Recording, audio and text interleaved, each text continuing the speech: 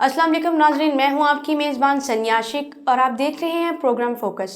आज हम बात करेंगे पाक फ़ौज के 6 ऑफिसर्स को तरक्की दे दी गई। इसके अलावा फोकस करेंगे वज़ीर-ए-आज़म इमरान खान का लाहौर दौरा।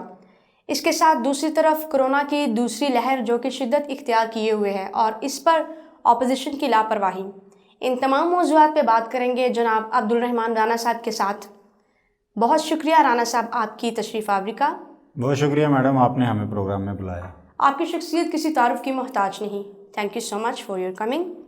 तो राना साहब बताइएगा, पाक फ़ौज के 6 ऑफिसर्स को तरक्की दे दी गई और नए कोर कमांडर तानियात किए गए, ये कितनी अहम डेवलपमेंट रही है, इस बारे में बताइएगा। देखें सानिया, ये प्रोग्राम का आपका पहला ही सवाल बड़ा ही जानदार है और पाकिस्तान में इस हवाले से बड़ी चहमगोइयाँ जारी थी। इस हवाले से बड़े सारे मामलात ज़ेरे बहस थे कि कुछ जर्नैल रिटायर्ड होने वाले हैं और उनके रिटायर्ड होने से पहले ख़बरें ये गर्दिश कर रही थी कि शायद इस हुकूमत को धचका दे जाएं वो जाते जाते, और ये क्या सराहियाँ की जा रही थी। इसमें बड़े सोचे छोड़े गए थे कि शायद अपोजिशन के पीछे या कुछ ख़ास पार्टीज़ के पीछे भी कुछ जनरलों का हाथ है ताकि इस हुकूमत को डिस्टेबलाइज करके तो उनकी हुकूमत को चुरा के किसी और को दिया जाए। उस गबारे से हवा उस वक़्त निकल गई जब कोर कमांडर कॉन्फ्रेंस हुई। उस कोर कमांडर कॉन्फ्रेंस के नतीजे में एक बोर्ड बैठा, बोर्ड ने तरक्कियां दी हैं और ये बड़ी खुशाइंद बात है कि एक जनरल खुद रुखसती के दहाने पर रहे तो दूसरों को तरक्कियां दी गई हैं। ये जो सोचे थे उस पर तो मैं बाद में आता हूँ, लेकिन जो प्रमोट हुए हैं उनमें से मैं आपको बताता चलूँ कि 6 अफसरों की लेफ्टिनेंट जनरल के ओहदे पर तरक्की हुई है। ISPR के मुताबिक कराची, बहावलपुर, कोयटा के नए कोर कमांडर तैनात किए गए हैं। मेजर जनरल से लेफ्टिनेंट जनरल बनने वालों में अख्तर नवाज़, सरदार हसन, अज़हर हयात, सलमान फ़याज़, गनी, सरफराज अली, मोहम्मद अली और साबिक़ DG ISPR आसिफ गफूर शामिल हैं।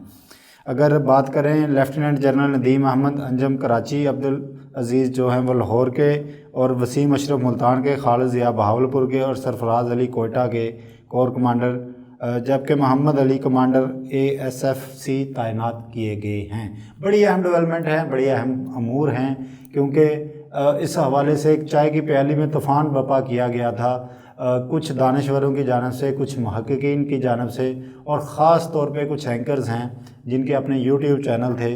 उन्होंने ये बड़ा सोचा छोड़ा हुआ था कि शायद कुछ पार्टीज़ के पीछे वो जनरल हैं जो मौजूदा जनरल बाजवा साहब को नहीं चाहते कि वो 3 साल के लिए एक्सटेंड हों और उनकी नौकरी भी ख़तरे में पड़े और उनकी जो सीट रह गई है दिसंबर में, जो कुछ रिटायर होने वाले थे, कुछ नवंबर में रिटायर होने वाले थे, तो उन्होंने एक अपनी तरफ से मफरूज़ा बना लिया था सनिया कि शायद इसकी वजह से जो है वो तहरीक इंसाफ की हुकूमत को बड़े ख़तरात हैं। जो बिलावल और मरियम जो कह रहे हैं कि शायद दिसंबर में हुकूमत हम गिरा पाएंगे, तो शायद सोचा ही ये जा रहा था। सिर्फ इनके इरादे हैं लेकिन कामयाब होते नज़र आ नहीं रहे हैं। ये नज़र इसलिए नहीं आ रहे कि सामने सबके हो गया और उन्होंने भी कहा कि ठीक है हम घर जाएंगे जो रिटायर होने वाले हैं। इस तरह की सामने कोई बात नहीं आई।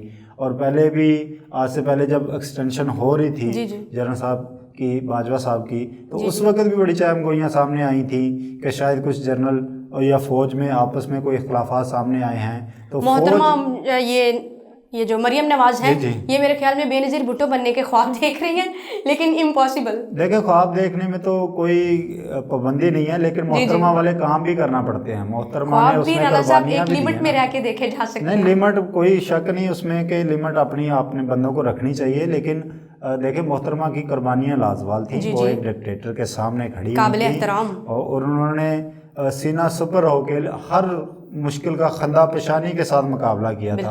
अपने वालिद को मिलने गई थी। रात को मैं पढ़ रहा था एक बुक जो भुट्टो साहब के ही रिलेटेड थी, तो जब उनको फांसी देने से कबल आखिरी मुलाकात का टाइम दिया गया मोहतरमा को, आपने मोहतरमा की बात छेड़ दी, तो मैं सामीन के लिए, नाजरीन के लिए ये वाक़या सुना दूँ उनको कि जब आखिरी मुलाकात का वक्त हुआ ना, तो जेलर ने भेजा ना पैगाम बेनज़ीर भुट्टो और उनकी वालदा नुसरत भुट्टो को कि आके मिल लें। तो वो दोनों हड़बड़ा गई। बीबी कहती हैं, बेनज़ीर कहती हैं کہ مجھے سمجھ تو آ گئی لیکن میرا دماغ نہیں تھا مان رہا کہ ہمیں کیوں آخری ملاقات کے لیے بلایا جا رہا ہے، ملاقات کرنے کی کیا ضرورت آن پڑی ہے ادھر، ابھی تو کوئی فیصلہ نہیں ہوا۔ لیکن جب میں ادھر گئی تو مجھے سمجھ گیا، بھٹو صاحب اب 5 فٹ کے فاصلے پہ ہمارے جیل کے بالکنی میں بٹھا دیا ہمیں بیرک کے سامنے، اور میں نے جیلر کو کہا کہ کتنا ٹائم ہے، تو اس نے کہا آدھا گھنٹہ۔ میں نے کہا کہ ملاقاتیوں کے لیے تو گھنٹہ ہوتا ہے جس کی آخری ملاقات ہو، تو انہوں نے کہا ہمیں آرڈر آدھے گھنٹے کا، آدھا گھنٹہ ہی مل سکتی ہیں آپ۔ آدھا گھنٹہ ملنے کے بعد میں نے صرف کہا کہ میں اپنے والد کو حق کرنا چاہتی ہوں، گلے لگانا چاہتی ہوں آخری دفعہ، تو آپ پلیز یہ کھول دیں جیل کا دروازہ۔ تو انہوں نے کہا نہیں ہم نہیں کھول سکتے۔ میری والدہ نے جالیوں کے اندر سے ہاتھ انگلیاں اپنی اندر کی، تو میرے والد نے انہی کو ٹچ کیا اور کہا کہ ٹھیک ہے آپ جائیں گھر کو۔ میں پیچھے دیکھنا بھی چاہتی تھی اپنے والد کی طرف، لیکن مجھ میں ہمت نہیں ہوئی دیکھنے کی۔ تو بی بی بننے کے لیے قربانیوں کی ضرورت ہے۔ اپنے آپ کو دیکھیں، اپنے والد کو انہوں نے اپنے سامنے قربان ہوتے دیکھا، اپنی جان انہوں نے اس ملک کی خاطر دے دی، لیکن وہ نہ تو ملک کے لیے جھکی، نہ بکی، نہ دوڑی یہاں سے، آنکھوں میں آنکھیں اسی لیے تو کہا جا رہا ہے، اسی لیے تو کہہ رہی ہوں کہ خواب نہ دیکھیں، بی بی بننے کا خواب بہت دور ہے۔ نہیں، خواب دیکھنا چاہیے لیکن اس کی سٹرگل پھر کرنی چاہیے، قربانیاں مانگتے، کوئی بھی ہوتا ہے وہ قربانی مانگتا ہے۔ تو یہ جو فوج کے بارے میں معاملات تھے یہ تو ٹھوس ہو گئے ہیں، بے تحاشا طرح کے ٹھوس ہو گئے ہیں۔ ان کے ارمانوں پہ اوس پڑ گئی ہوگی جو دسمبر میں تبدیلی دیکھنا چاہتے تھے۔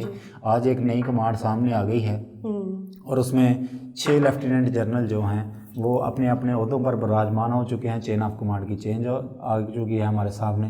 اس لیے میرا خیال ہے مایوسی ہوگی ان سب کو جو یہ خواب دیکھ رہے تھے کہ شاید حکومت ڈسٹیبل ہو جائے گی اور جنرل ہمارے ساتھ ہو جائیں گے، وہ سارے تو اپنے گھروں کو جا رہے ہیں عزت کے ساتھ، رخصتی کے ساتھ۔ اور فوج کا ادارہ ایک دفعہ پھر انہوں نے اپنے آپ کو ثابت کیا ہے کہ بڑا ہی ڈسپلن ادارہ ہے، اس طرح کی چہم گوئیوں کی کوئی حقیقت نہیں ہے۔ وہ کسی بندے کی انفرادی خواہش تو ہو سکتی ہے لیکن فوج میں اس کا کوئی عمل دخل نہیں۔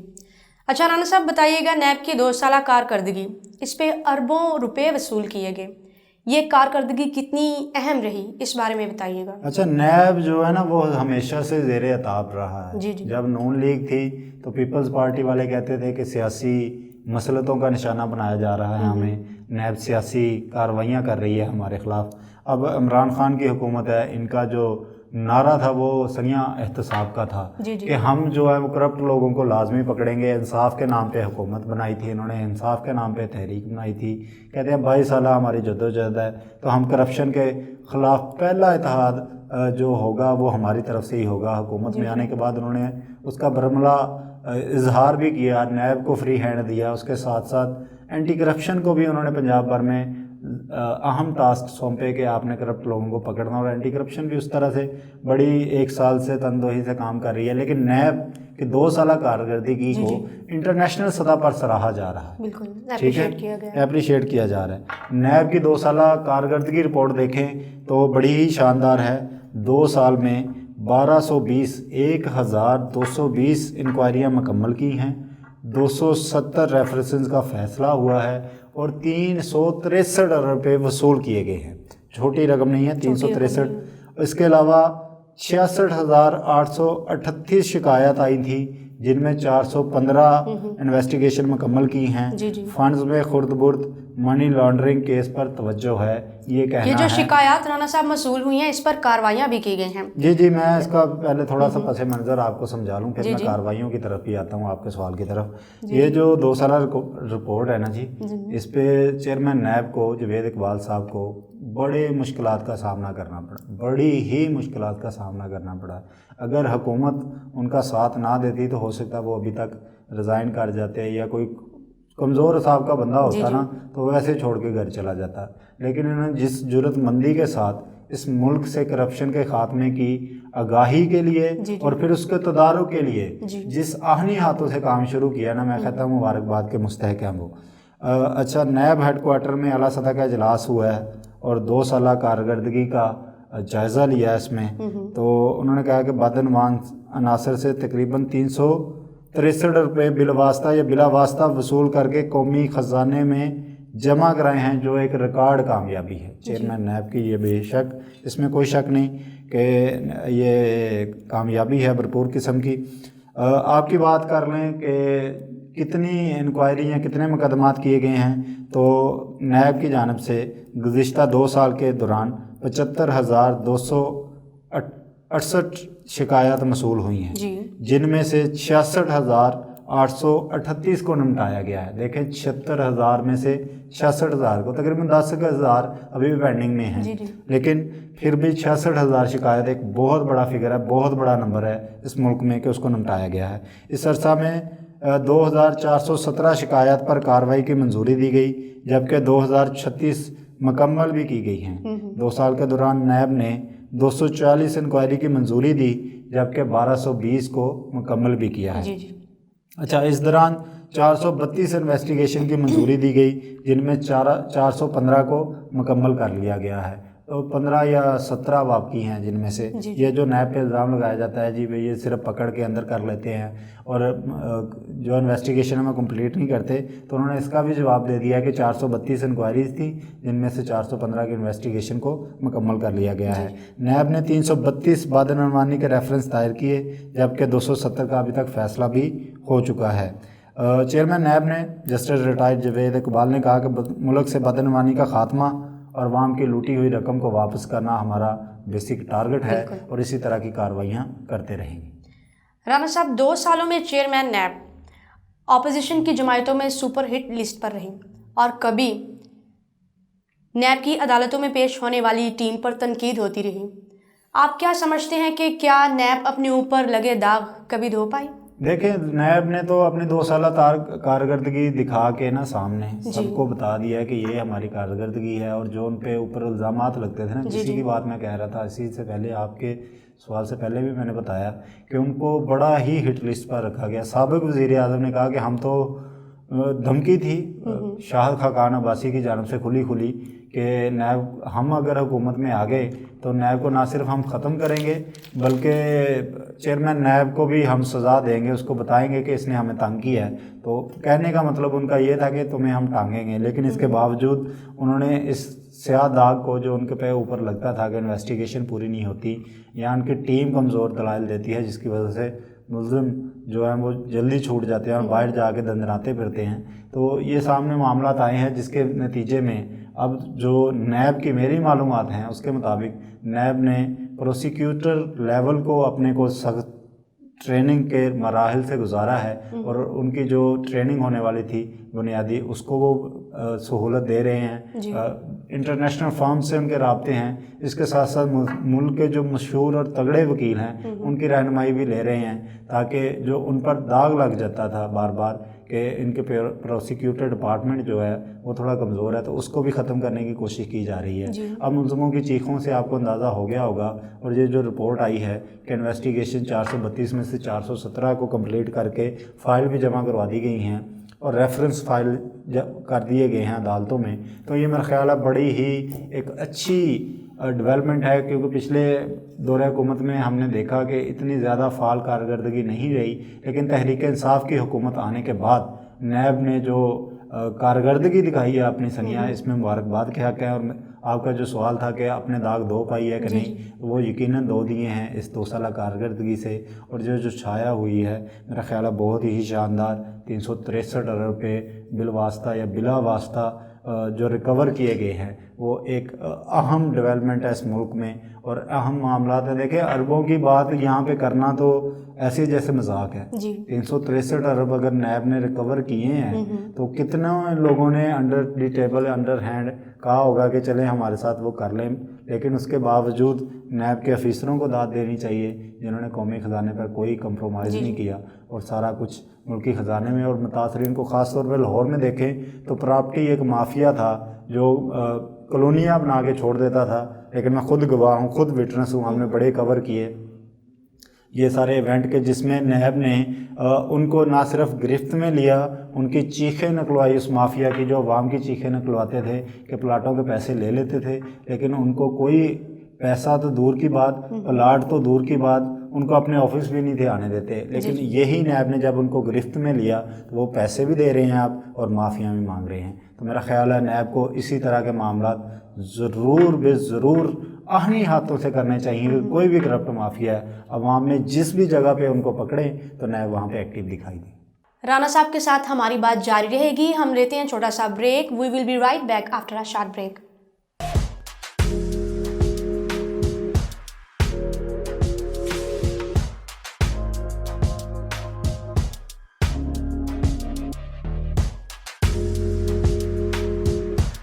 वेलकम बैक नाज़रीन आफ्टर अ शॉर्ट ब्रेक। अच्छा राना साहब, वज़ीर आज़म इमरान खान ने लाहौर दौरा किया, इसकी वजह बताइएगा कि आखिर ऐसी क्या वजह बनी कि वज़ीर आज़म इमरान खान को लाहौर का दौरा करना पड़ा। देखिए, वज़ीर आज़म तो ज़ाहिर है सारे मुल्क के वज़ीर आज़म है, कहीं पे भी जा सकते हैं। ये भी बड़ी चहमगोइयाँ थी कि शायद बुज़दार हुकूमत के गिर्द शिकंजा जो है वो कस लिया गया है, इसलिए वज़ीर आज़म बड़े एक्टिव हुए हैं। तो इसमें कोई सदाकत नज़र नहीं आई हमें इस मफरूज़े में। जैसे फ़ौजियों के ख़िलाफ़ एक मफरूज़ा बनाया गया था, पाक आर्मी के ख़िलाफ़ एक मफरूज़ा बनाया गया था, इसी तरह एक हवा क्रिएट कर दी गई थी कि शायद बुज़दार हुकूमत को भी परेशानी लाहक है।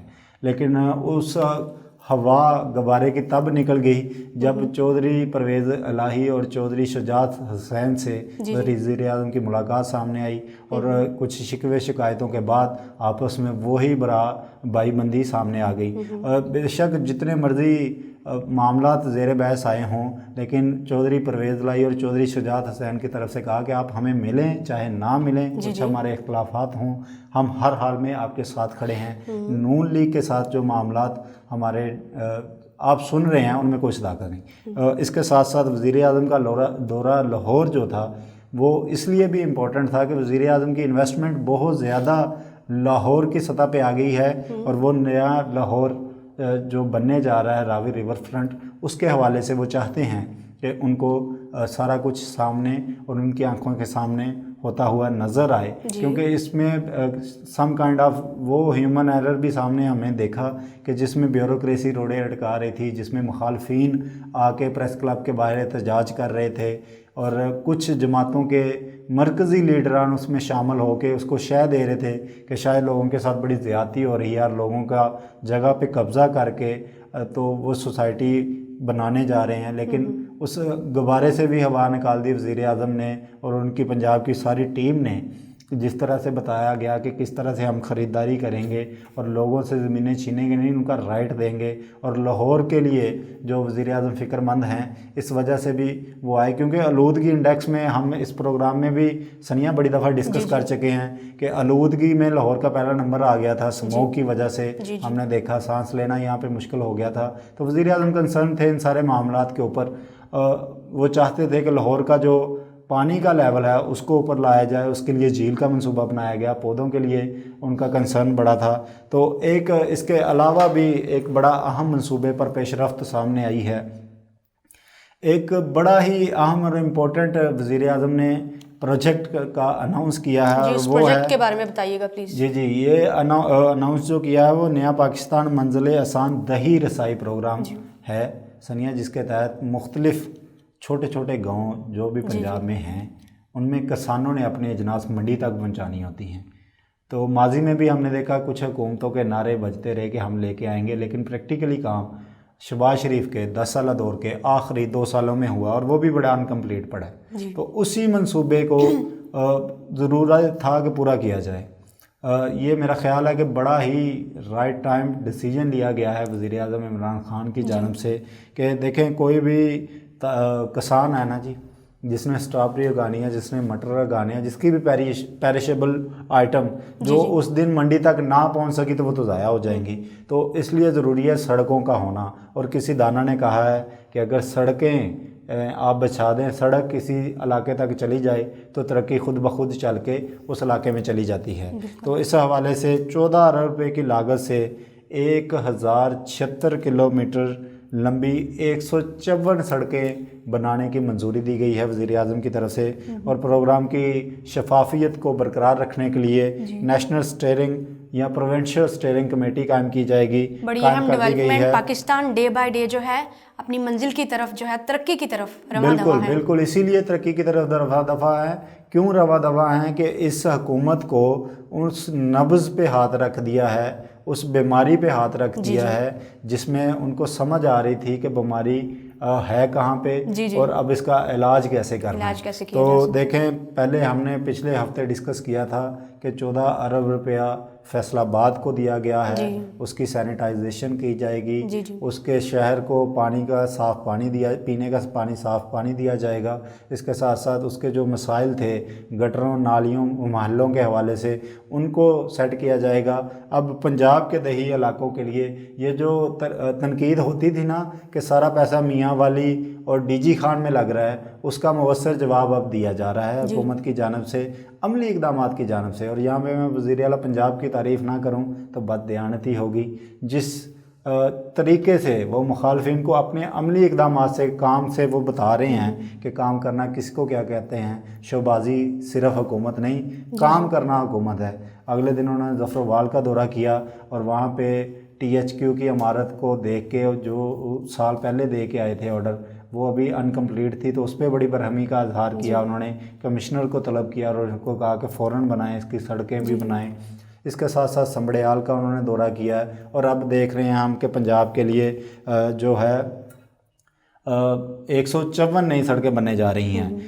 اس سے پہلے بھی سنگیاں آپ کو میں بتا دوں کہ یہ صرف ابھی تک 154 تو یہ سڑکیں بن رہی ہیں 2 سال کے بعد، 2 سال پہلے تک 174 سڑکیں بنائی گئی تھیں، جن میں 1256 کلومیٹر ایریا کو کور کیا گیا تھا۔ وزیر اعظم نے دیہی علاقوں کی ترقی اور زرعی اجناس کو منڈیوں تک پہنچانے کے لیے بنیادی اہمیت کے ڈھانچے کو اہمیت کا حامل قرار دیا ہے، اور وہی بات جو ہم کہہ رہے تھے کہ جب تک پیرشیبل چیزیں ٹائم پہ نہ پہنچ جائیں تو اس کے بڑے مسائل ہوتے ہیں۔ کاف لیگ سے وزیر اعظم کی ملاقات، برف پگھلی یا نہیں، اس بارے میں آپ کے پاس کیا انفارمیشنز ہیں؟ دیکھیں، پروگرام کے اس بریک کے شروع میں نے آپ کو بتا دیا کہ جس طرح سے ہوا بھری گئی تھی غباروں میں کہ شاید کاف لیگ جو ہے وہ نون لیگ کے ساتھ مل کر حکومت بنا لے گی، تو یہاں سے تحریک انصاف کی حکومت کا خاتمہ کیا جائے گا، ادھر سے بلوچستان کی حکومت کا خاتمہ کیا جائے گا۔ زرداری ادھر کے بادشاہ ہیں، کنگ میکر ہیں، جس کو چاہیں وہ انہوں نے پہلے بھی اڑا مارا تھا۔ یہ چہم گوئیاں جاری تھی اپوزیشن بینچ کی طرف سے، اور اینڈ پہ ان کا ٹارگٹ یہ تھا کہ وفاقی حکومت کو گرا لیا جائے۔ تو وزیر اعظم نے دورہ لاہور کے دوران جب سارے سیاسی رہنما ملاقات کر چکے تھے اور چودھری پرویز الہی صاحب سے ہمدردی کر رہے تھے ان کے بھائی کی بیماری کے حوالے سے، چودھری شجاعت صاحب کی بیمار پرسی کر رہے تھے، تو وزیر اعظم جب نہیں گئے ان کی طرف تو یہ ہوا بھر دی گئی تھی کہ یہ ان دونوں کا اب راستے جدا ہونے والے ہیں۔ لیکن جب ہم نے دیکھا کہ وزیر اعظم یکا یک پہنچے وہاں پہ نتھ ہاؤس میں، چودھری پرویز الہی نے خود باہر آ کے ان کا استقبال کیا، اور چیمہ صاحب کے مطابق وہاں پہ آدھا گھنٹہ 1 to 1 ملاقات کی گئی تینوں لیڈروں کے درمیان۔ باقی ساری کیبنٹ باہر آ گئی اور انہوں نے کہا کہ آپس میں ملاقات کریں۔ کن ٹاپکس پہ بات کی گئی ہے پلیز بتائیے گا؟ ہاں، اندرونی کہانی یہ ہے کہ سب سے پہلے تو پرویز الہی نے کہا ہے کہ جب بھی آپ پنجاب آتے ہیں یا کوئی میٹنگ ہوتی ہے تو ہم سے مشورہ نہیں لیا جاتا۔ اس پہ وزیر اعظم نے کہا کہ ہم نے تو کھانے کی دعوت دی تھی آپ کو، لیکن آپ لوگ آئے نہیں، آپ سے مشورہ لینا تھا۔ پھر انہوں نے کہا کہ چلیں جو پیچھے ہو گیا اس کو چھوڑیں، آگے کی طرف بڑھتے ہیں۔ چودھری آپ کو پتہ ہے مفاہمت کے بادشاہ ہیں، انہوں نے کہا مٹی پاؤ والا پالیسی اپنائی، انہوں نے کہا آپ ہمارے گھر کے چل کے آ گئے ہیں۔ پنجاب میں دیکھیں کوئی کسی کے گھر پہ، ہاں سنیا، پنجاب میں ہماری روایت ہیں کہ کوئی کسی کے گھر پہ چل کے آ جائے تو اس کو کہا جاتا ہے کہ ہاں بھائی اب تمہارے سارے گناہ معاف ہیں، کوئی مسئلہ نہیں۔ تو یہی بات ہوئی ہے کہ انہوں نے کہا کہ چلیں ٹھیک ہے اب آپ آ گئے ہیں تو ہماری آپ کی دوستی اسی طرح کی ہے جو لوگ کہہ رہے ہیں کہ ہم علیحدہ ہونے والے ہیں۔ یہ یقین دہانی کروائی گئی ہے باقاعدہ چودھریوں کی جانب سے کہ بے شک جو مرضی ہو جائے، جس طرح ہم نے آپ کے ساتھ مل کے الیکشن لڑا تھا، جس طرح آپ کی اور ہماری سیٹیں ایک ہو گئی تھی، اسی طرح حکومت بھی ہماری ایک ہے۔ ان کا یہ صرف گلہ تھا کہ ہم سے مشاورت کی جائے۔ وزیر اعظم نے ان سے یہ یقین دہانی کروائی ہے کہ ہم آپس میں مل کر بھی بیٹھیں گے اور آپ کی تجاویز پر بھی عمل درآمد کرنے کی کوشش کریں گے، اور آپ سے بھی پنجاب کے حوالے سے مشورے لیں گے، جو مفید ہوئے عوام کے لیے وہ ضرور پورا کرنے کی کوشش کریں گے۔ اس کے ساتھ ساتھ اگر بات کریں چودھری پرویز الہی کی تو اور وزیر اعظم عمران خان کی چودھری شجاعت حسین کی ملاقات کی، تو انہوں نے اتفاق کیا ہے کہ آئندہ سے ڈائریکٹ رابطے ہوں گے, کوئی بھی انڈائریکٹلی رابطے مطلب نہیں ہوں گے. اختلافات جو ہیں وہ ایک طرف ہو چکے ہیں, بالکل ختم ہو چکے ہیں, بالکل ختم ہو چکے ہیں. جو کاف لیگ کی جانب سے سامنے نظر آ رہے تھے یہ بھی کسی ڈیولپمنٹ سے کم نہیں ہے, کوئی شک نہیں.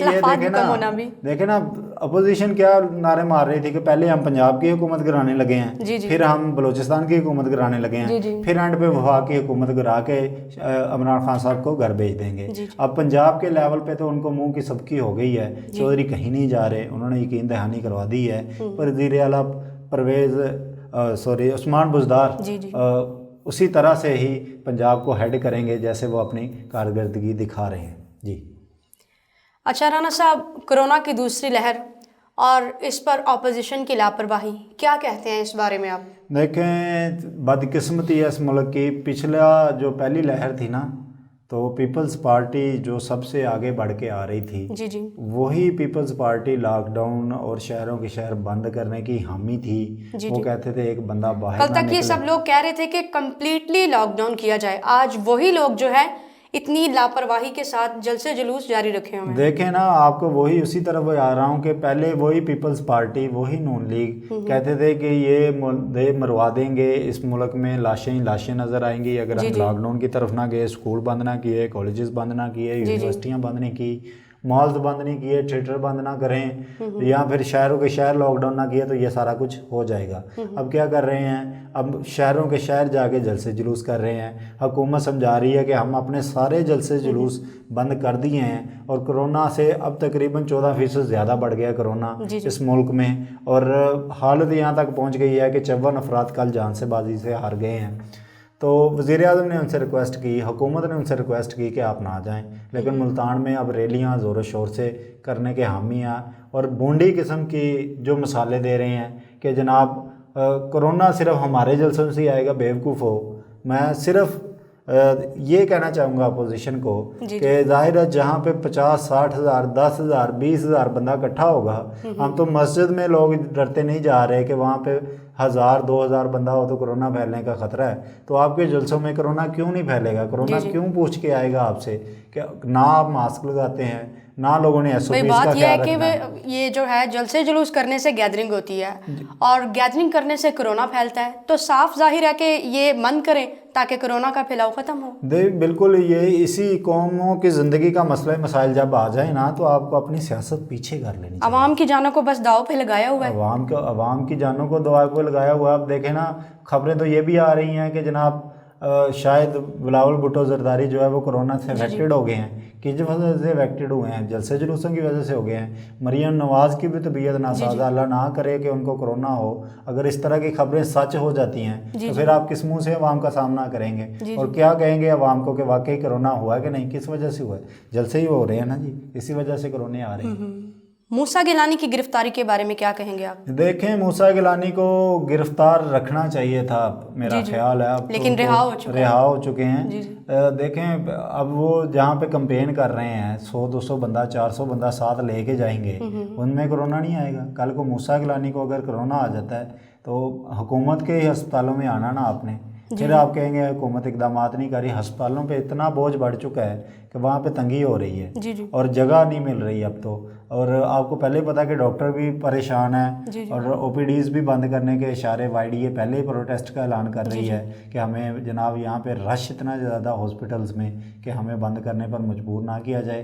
ابھی تو وہ چلا رہے ہیں بیچارے, لیکن موسیٰ گیلانی کو بھی شرم کر لینی چاہیے میرا خیال ہے کہ یہاں پہ کمپینیں تو بعد میں چلتی رہیں گی جب یہ لہریں ختم ہو جائیں گی. اس معاملے سے میرا خیال ہے وارننگ ملنے کے باوجود بھی کہا گیا تھا کہ جلسے کرو گے تو پرچہ کٹے گا. لیکن حکومت کا تو سخت رد عمل ہے کہ اب تو جو بھی کرے گا تو ظاہرہ لوگوں کو بچانا ہے, تو ان کے خلاف تو سزا جزا کا قانون اب حرکت میں آئے گا. اچھا رانا صاحب, ریور راوی منصوبے کے تحت لاہور میں پانی کی سطح کو بلند کرنے کے لیے ایک منصوبہ بندی کی گئی, اور ساتھ یہ بھی کہا جا رہا ہے کہ درخت لگانے چاہیے. اس بارے میں آپ کے پاس کیا انفارمیشنز ہیں؟ دیکھیں, بڑی اہم ڈیولپمنٹ ہے, اور یہ جو ہم نے پہلے بھی ریور راوی فرنٹ کو ڈسکس کیا, تو لاہور میں وزیر اعظم صاحب چاہتے ہیں کہ اس منصوبے کے ساتھ ساتھ اتنے درخت لگا دیے جائیں کہ کل کو سموگ یا کوئی اس طرح کی موسمیاتی تبدیلیوں کو پنجاب کو خاص طور پہ افیکٹ نہ کر سکیں. یہی تحریک انصاف تھی جس نے سب سے پہلے اربن जो मिलियन ट्री का आगाज़ किया, उसके बाद बिलियन ट्री पे आए, सुनामी बिलियन ट्री उस मंसूबे का नाम रखा और खैबर पख्तूनख्वा में रिकॉर्ड दरख्त लगाए, जिसकी वजह से आज हमें मौसमी तगय्युरात चेंज होते नज़र आ रहे हैं। अब वज़ीर आज़म साहब चाहते हैं कि पंजाब में भी उस तरह का मामला नज़र आए। इस वक्त PHA इस पर भरपूर अमल पैरा था, लेकिन अगर ये मंसूबा बनता है तो कम से कम रिवर रावी मंसूबे के तहत 60 लाख पौधे लगाए जाएंगे, जिससे लाहौर की फ़ज़ा को साफ़ सुथरा रखने में मदद मिल जाएगी। दूसरा, ऑक्सीजन वसी लेवल पे होगी, और तीसरा, यहाँ पे जो पानी की सतह है वो बुलंद हो सकेगी। जिस आबशार का या जिस नहर को निकालने का मंसूबा बनाया जा रहा है कि उसमें पानी छोड़ा जाए ताकि पानी की सतह बुलंद हो सके। बहुत शुक्रिया राना साहब आपकी तशरीफ़ आवरी का। नाज़रीन, प्रोग्राम का वक्त ख़त्म हुआ चाहता है। हम नेक्स्ट वीक में मिलेंगे न्यू टॉपिक्स के साथ, न्यू इश्यूज़ के साथ। तब तक के लिए हम आपसे इजाज़त चाहते हैं। अल्लाह हाफ़िज़।